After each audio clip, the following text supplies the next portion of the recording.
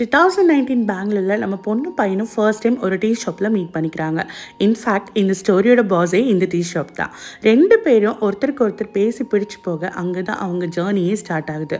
அப்படியே நம்பர் ஷேரிங்கில் போக ரெண்டு பேரும் அப்படியே கால்ஸ் மெசேஜஸ்னு நிறைய டைமும் ஸ்பெண்ட் பண்ணுறாங்க.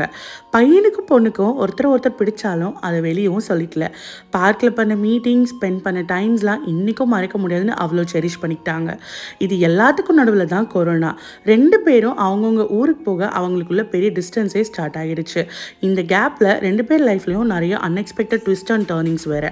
அப்படியே இந்த கேப் போக அகைன் 2025 ரெண்டு பேரும் சோஷியல் மீடியாவில் திரும்ப ரீஜாயினும் ஆகுறாங்க. அவங்க ரிலேஷன்ஷிப் ரொம்பவே ஸ்ட்ராங் ஆகுது.